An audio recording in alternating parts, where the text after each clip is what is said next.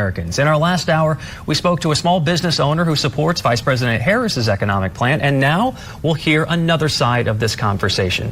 Rebecca Walser is the president of Walser Wealth Management, and she joins us now. Good morning to you. Thanks for coming on the show. So you have worked as a financial consultant and tax attorney for more than 2 decades. You know money pretty well.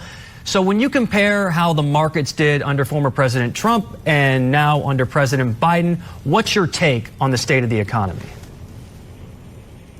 Well, I think that our economy is extremely fragile. It's not a very broad recovery. In fact, I believe we're already in recession. There's economic indicators that say that we're in recession, and it's completely normal for the Federal Reserve to not come out and recognize a recession for at least 6 months until after it's begun. We saw that in the dot-com crash. We saw that with the global financial crisis. So we could very well be in recession for 6 to 8 months before it's officially declared. And there's a lot of economic indicators that show that we are in it. I don't necessarily lay that on the feet of the Biden administration or the Trump administration. We basically, as a country, printed a lot of money and created a lot of stimulus to deal with the 2020 coronavirus shutdown. And that had massive implications longer term on inflation and all of those things. So that really is not a product of either administration. So when we look at the products of the administrations, what we see with Biden and that is that he's very green and very much opposed domestic energy production,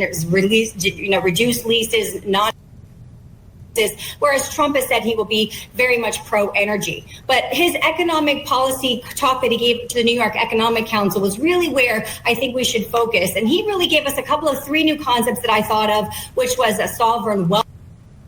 Kind of be like FDR's investment into infrastructure and even, the Great Society, the Great New Deal and the Great Society, those kinds of things. But it would be perspective as a sovereign investment that they would expect a return on investment for the country. So that's a unique concept. He also talked about decreasing the corporate tax from the 21 that he reduced it to when he was previously in office from 35 down to 15 for manufacturers that keep manufacturing in the United States domestically. And he also talked about a third party like an Elon Musk coming in and creating accountability oversight. And obviously we have the Government Accountability Office. We have already internal government oversight, but Every year the GAO comes out with how much waste we have. So we do need an outside party to look at this. Just want to jump in here. So this is the first that I'm hearing of any signs that we're actually already in a recession. Everything that I have read is that due to the job growth that we've had and the fact that inflation is cooling off, the Fed cutting interest rates, the stock market hitting record highs recently,